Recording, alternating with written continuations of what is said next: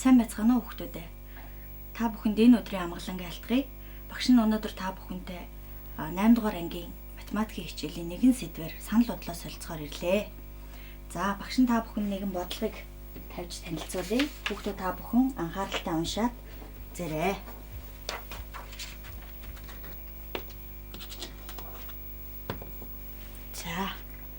За энэ бодлогоо бүгдээрээ уншаад үзье.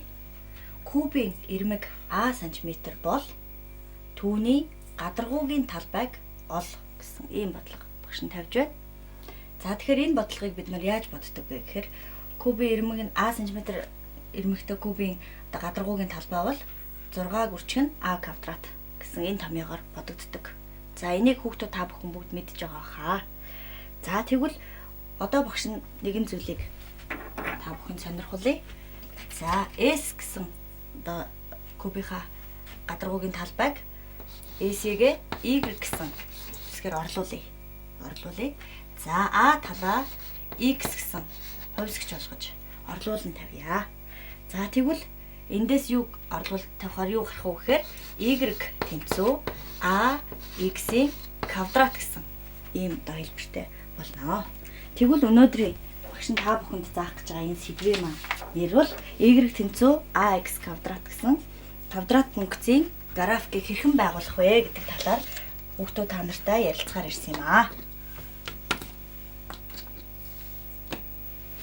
За тэгвэл Y тэнцүү AX квадрат гэсэн энэ одоо функцийн хувьд бид нар графикийг хэрхэн байгуулах вэ гэдгийг үзэхийн тулд эхлээд координатын хавтгай, координатын их гэж юу хэлдэг вэ гэдэг тал дээр бүгдээр эхлээд ярилцгаая.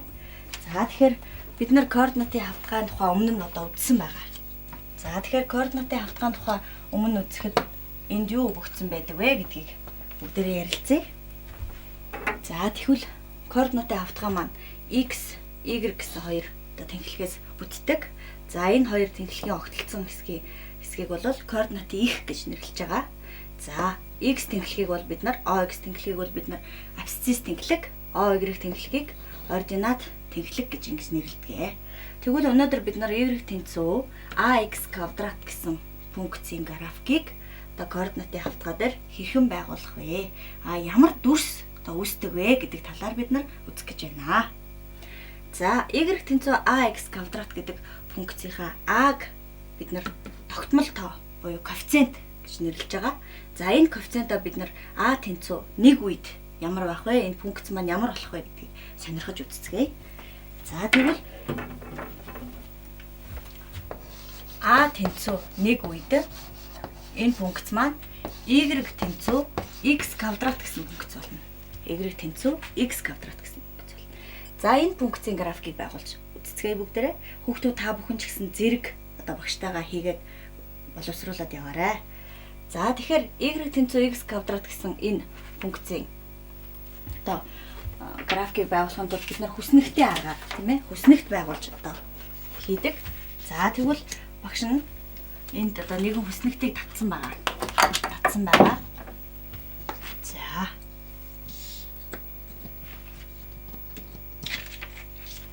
За эхний хүснэгтэн дээр бүгдээрээ цуг ажиллаад явъя. За тэгвэл X тэнхлэгийн цэгүүдийг одоо өгсөн байгаа. Эхлээд за багш нь энийг одоо яагаад ийм цэгүүд авсан бэ гэдэг дээр ярихын тулд эхлээд та бүхэнтэй нэг санал бодлоо солилцъя. Тэгэхээр координатын хавтгай дээр биш ер нь альва дүрсийг одоо төв цэгээр нь одоо нэг тэнхлэг татаад за энд би нэг ирвэхээ нэг дүрс үзүүлье. Хүүхдүүд та бүхэнд бидний бидний сайн мэд ирвэхээ байгаа тийм ээ. Тэгэхээр энэ ирвэхээ байлаа гэж бодоход энэний одоо энэ төв хэсгээр нэг тэнхлэг татъя. За энэ хоёр талын ирвэхээ ингээд давхарлаад явхад бол энэ хоёр дүрс маань хоорондоо давхцж яадаг. Нэгсэндээ энэ тэнхлэгийн босоо тэнхлэгийн хувьд энэ хоёр дүрс маань одоо давхцж байгаа тохиолдолд энийг бол одоо тэгшимтэй дүрс гэж ингэж нэрлэдэг. Тэгшимтэй. Энийг бол тэгшимийн одоо тэнхлэг гэж ингэж нэрлэдэг. Тэгэхээр бид нар одоо энэ дүрсийг үзэхийн тулд бид нарт энэ тэгшим маань өнөөдөр маш хэрэг болох нь байна. Тэгэхээр энийг одоо харуулахын тулд багш нь та бүхэнд энэ хоёр талдаа ижил одоо координатын хавтгай дээр ижил цэгүүдийг сонгож авсан юм аа. За, эдгээр цэгүүдийг одоо функцийн хооронд орлуулад бичье. За тэгэхээр хас хоёрыг x-ийн хооронд орлуулад тавихаар энд маань 4 гэсэн утга авна. Y маань 4 гэсэн утгыг авна. За хасах нэгийг орлуулаад тавих юм бол хасах нэгийн квадрат маань 1 болдог тийм ээ. За 1 гэсэн болно. За тгийг орлуулаад тавихаар энэ функцийн утга маань тэг болж явна. За дахиад тэгвэл бид нар 1 гэсэн цэгийг аваад үзэхэд нэгийн квадрат маань мөн адилхан 1. За 2-ын квадрат маань мөн адилхан 4 болно. Ингээд харахад үүсэж байгаа хоёр талд үүсэж байгаа цэгүүд маань адилхан одоо цэгүүд гарч ирж байна. За энийг бүгдээрээ координатын хавтгай дээр хэрхэн байгуулах вэ гэдгээ үзье. За багш нь энд зурчих тийм ээ. За шугам хэрэглээд зурья.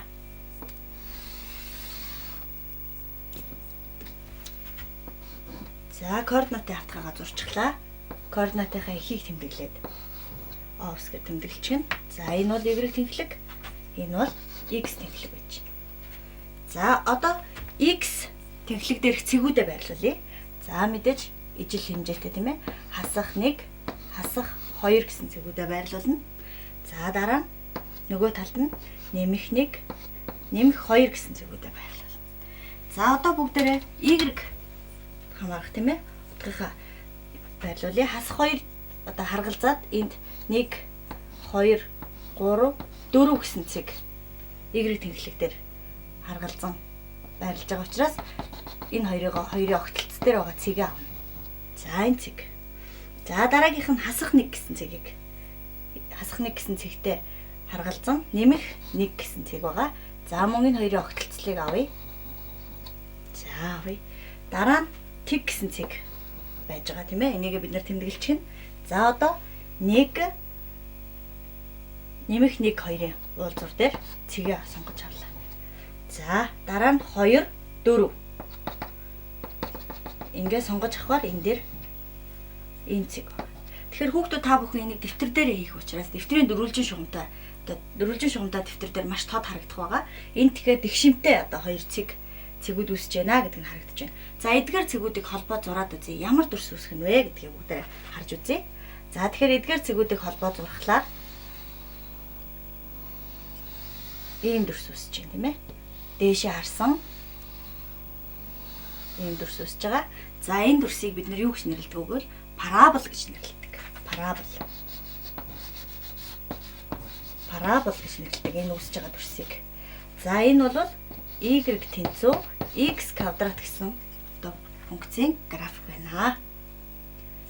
Y тэнцүү X квадрат. Тэгвэл Y тэнцүү X квадрат функцийн график нь парабол гардаг юм байна гэдгийг хүүхдүүд та бүхэн мэдэж авсан баха гэж бодож байна. За тэгвэл одоо багш нь та бүхэнд Y тэнцүү хасах X квадрат бол энэ дүрс маань хэрхэн өөрчлөгдөх вэ гэдгийг үзүүлье. Y тэнцүү хасах X квадрат. Энэ нь юу гэсэн үг вэ гэхээр A маань хасах нэг үед одоо энэ функцийн маань график яаж гардаг вэ гэсэн үг. За тэгэхээр энэ тухай одоо авч үзье. За мөн түрүүчийн координатын хавтгай дээр түрүүчийнхээ авсан цэгүүдийг багш нь дахиад авлаа. За одоо бүгдээрээ утгыг тавьж үзье. За энэ тохиолдолд хасах 2-ыг X-ийн оронд орлуулад тавих юм бол 4, урдталтаа хасах тэмдэгтэй учраас хасах 4. За хасах 1 утгыг өгөхөд Y маань хасах 1 гарч байна. Хасах 1 гарч байна. За тэг байгаа үед бол тэг байгаа нь харагдаж байна. За нэмэх 1-ийг өгөхөд мөн хасах 1. За 2-ыг өгөхөд хасах 4. Мөн тэгшимтэй дүрс үүсэх нь бол тодорхой харагдаж байна тийм ээ. Тэгшимтэй дүрс үүсэх нь. За энийг бид нар бүгдээрээ координатын хавтгай дээр байгуулад үзье. Тийм ээ. За координатынхаа тэнхлэгийг зурлаа. За энийг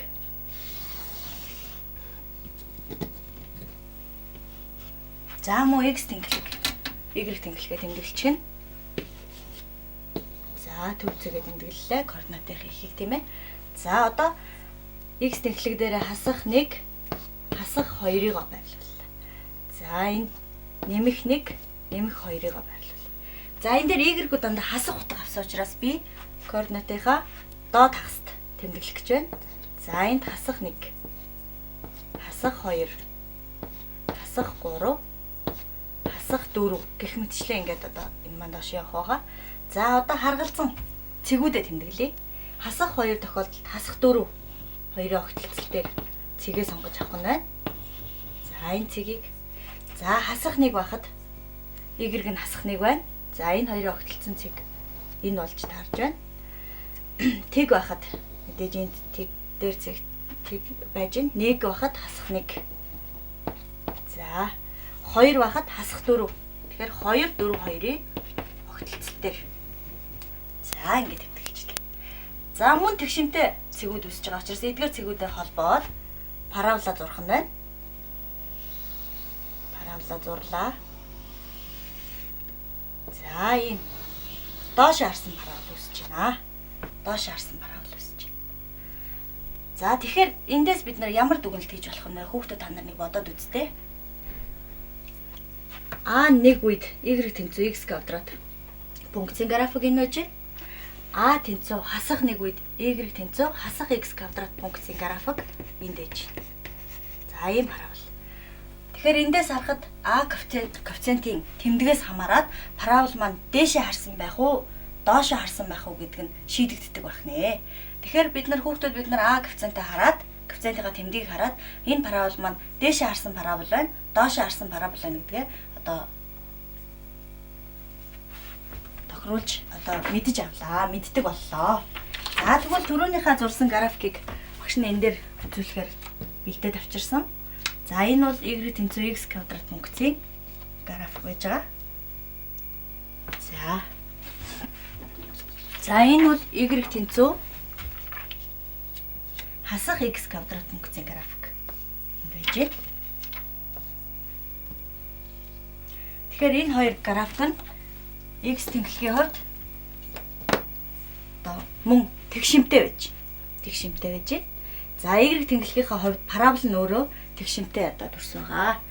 За ийм байдлаар хүүхдүүд та бүхэн харж болж байна. За бас нэг бодлого би хүүхдүүд та бүхэн тавья гэж бодож байна. За тэгвэл а коэффициентийг 1 үед бид нар үзсэн бол одоо а коэффициентээ 2 үед бүгдээрээ бодож үзсгээе. За тэгвэл а коэффициент нь 2 тохиолдолд функц маань y тэнцүү 2x-ийн квадрат болно. Тэгвэл энэ функцийн график одоо хэрхэн дүрслэгддэг вэ гэдгийг бүгдээрээ харцгаая. А тэнцүү 2 үед энэ функц маань y тэнцүү 2x квадрат гэсэн байдалтай болно. За энэ үед бид нар энэ графикийг одоо хэрхэн байгуулах вэ гэдгийг харъя. За мөн бид нар одоо хүснэгт татаад утга өгнө. За хүснэгтийнхаа утгыг бүгдээрээ тэмдэглээд үзье. За тэгэхээр хасах 2, хасах 1, тэг 1, 2 гэсэн утгуудаа мөн дахиад авч үзье. Энэ утгууд дээр ямар одоо хасах 2-ыг орлуулаад тавихлаар энэ маань 8 болно. 8 болно. За хасах 1-ийг орлуулаад тавихлаар энэ маань 2 болно. За тэгийг орлуулаад тавихаар тэг. За x-ийн утганд 1-ийг тавихаар 2. X-ийн утганд 2-ыг тавихаар 8 болно. За тэгэхээр энэ функцийн график маань ийм одоо координатын автгаар байрлуулахад ийм одоо функц гарах нэ.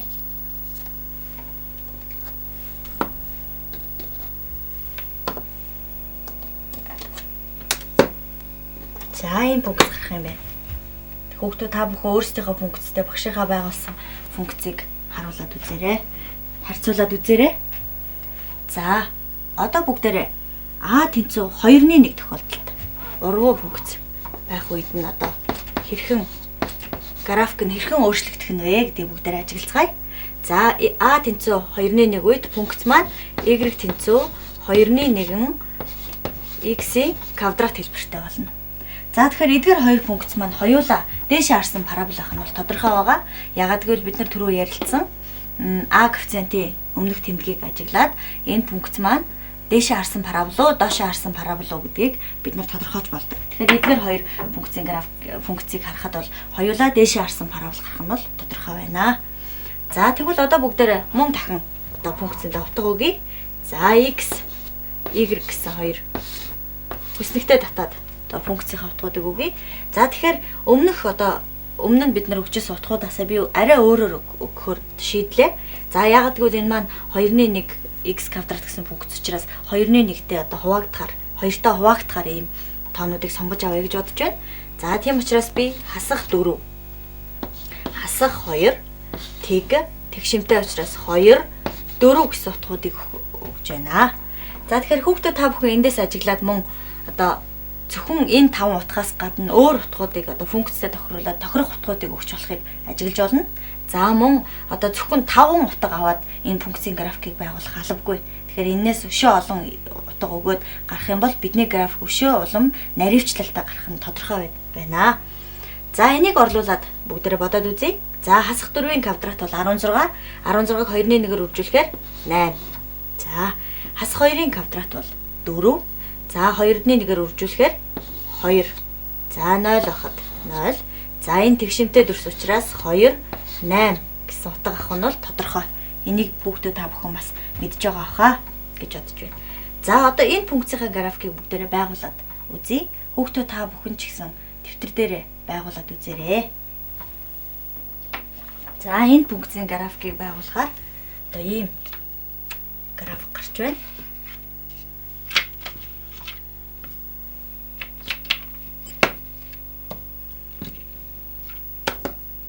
За ийм график гарч байна. За тэгэхээр эдгээр хоёр функцийн графикийг бүгдээрээ ажиглаад үзье. Тэгэхээр энэ дотор талын график бол y тэнцүү 2x квадрат функцийн график байна. Гадна талын энэ том график маань y тэнцүү 2-1 x квадрат гэсэн функцийн график байж байгаа. За тэгэхээр энэ хоёр функцийн графикийн а коэффициентууд нь хоорондоо зөвхөн а коэффициентаараа ялгаатай байгаа учраас энийг бүгдээр ажиглаад үзэх юм бол энэ хоёрыг жишээд үзье. Тэгэхээр 2 гэсэн энэ одоо тоо маань илүү гэдэг хүүхдүүд та бүхэн мэдж байгаа. Тэгэхээр эндээс ажиглахад хэрвээ функцийн маань тийм ээ а коэффициент нь одоо багасах тусам багасах юм бол функцийн график өшөө ийм дэлгэмэл хэлбэртэйгээр парабол маань ийм дэлгэмэл хэлбэртэй болж ингэж өөрчлөгддөг юм байна. Тэгэхээр эндээс хүүхдүүд та нар ажиглаад параболынхаа коэффициентийг ажиглаад дээшээ харсан бах уу, доошоо харсан бах уу гэдгийг тодорхойлж чадхаас гадна дэлгэмэл бах уу, өшөө одоо ийм одоо нарийнхан хэлбэртэй байх уу гэдгийг бас тодорхойлж болох боломжтой байна. За тэгвэл одоо бүгдээрээ y тэнцүү 2x квадрат функцийн графикийг байгуулад үзсэн байгаа. За тэгэхээр энэ дээрээ n гэсэн тогтмол тог нэмээд үзэхээр энэ функцийн график маань хэрхэн өөрчлөгдөх вэ гэдгийг авч үзье. За тэгвэл n-ийн оронд би 4 гэж n тэнцүү 4 гэд аваад үзье. Тэгэхээр энэ функцийн графикийг бүгдээрээ байгуулж үзье. За тэгвэл багш нь мөн өгөгдлүүдээ түрүүнийхээ ёсоор өгье. За.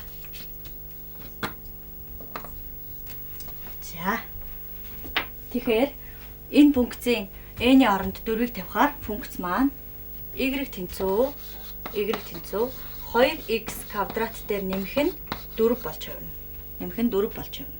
За тэгвэл энийг бүгдээр хүснэгтээ өгөөд аваад үзье. Тэгэхээр x-ийн оронд хас 2-ыг тавихаар 8 байсан. Тэгэхээр 8 дээр 4-ийг нэмэхээр 12 болж байна. 12. За x-ийн оронд хасах 1-ийг тавихаар энэ маань 2 болж исэн. 4-ийг нэмэхээр 6 болж байна. За 0-ыг тавихаар энэ маань 4. Нэгсэндээ x нь тэг байхад y нь 4 байх. Энэ бол оройн байдаг. За нэмэх 1-ийг тавихаар тэгшимтэй учраас 6, 2-ыг тавихаар 12 гарах нь бол тодорхой байна. За тэгэхээр энэ функцийн графикийг бүгдээрээ байгуулж үзье. За хүүхдүүд та бүхэн ч гэсэн багштайгаа зэрэгцээд зураарай.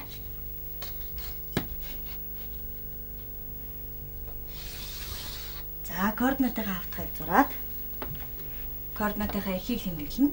0.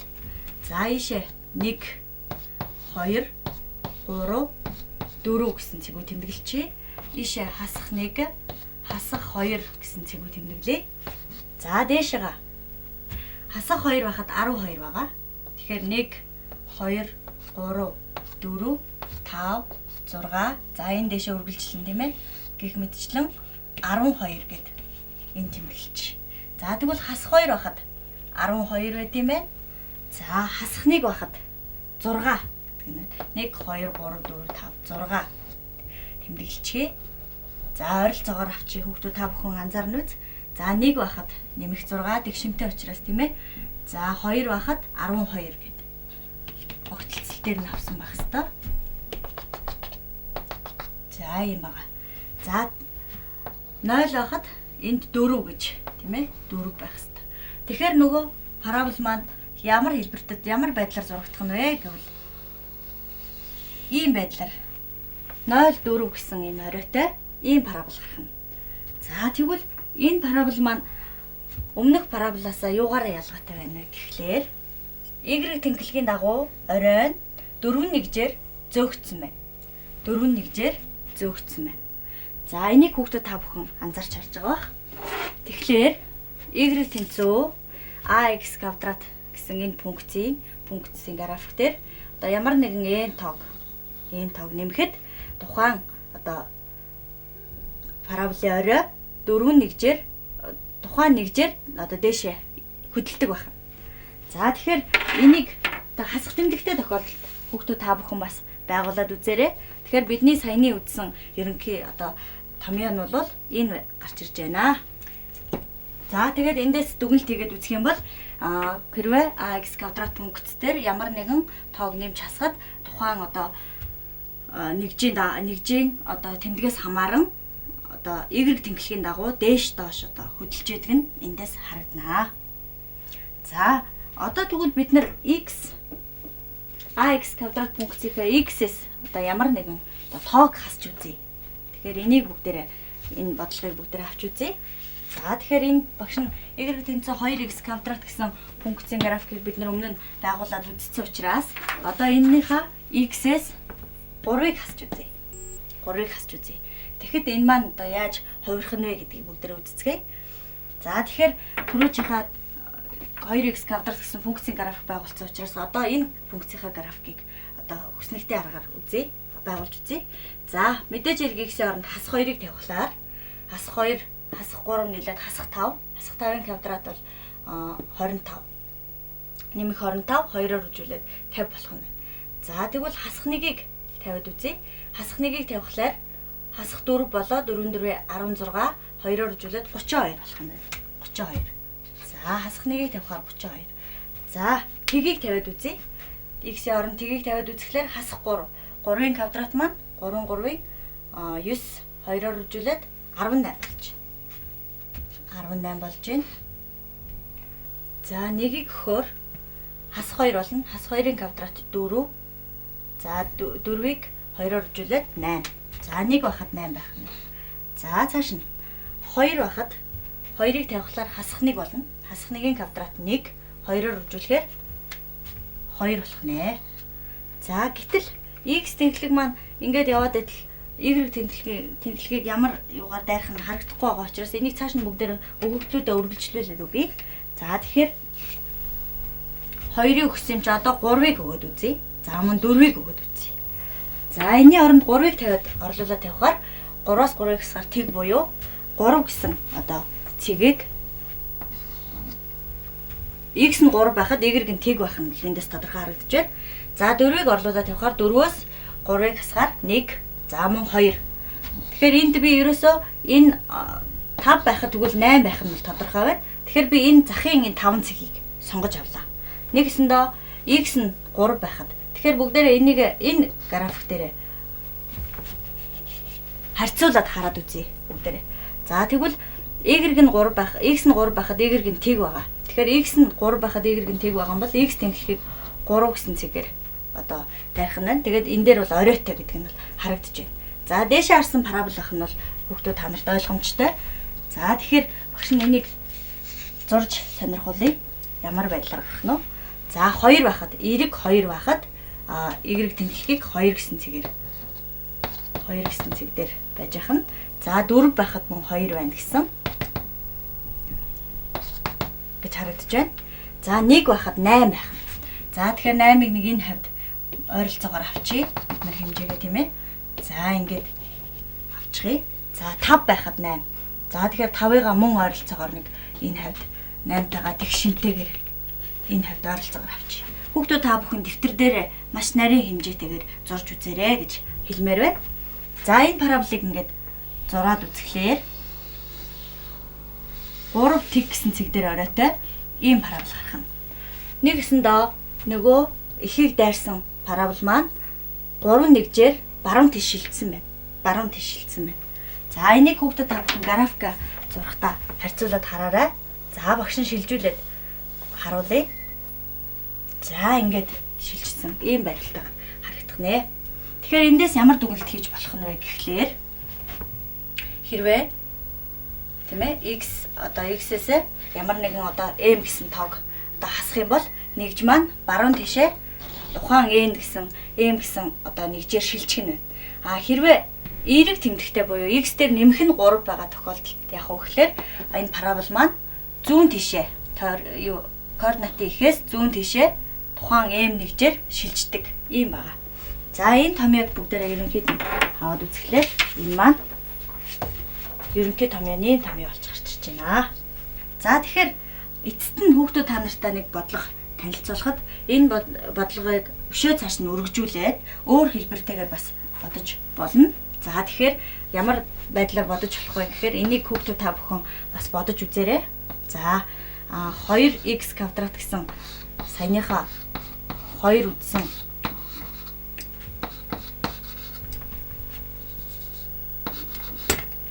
томьёог хооронд нь тийм ээ нэгтгэхэд ийм байдлаар бичлээ. Тэгэхээр энэ бодлогыг ингээ харж байхад бид нар энэ координат энэ одоо тэгштгэл нь энэ график маань парабол маань энэ координатын хавтгай аль хэсэгт байрлах нь вэ гэдэг нь бол харагдаж ах хэвээр.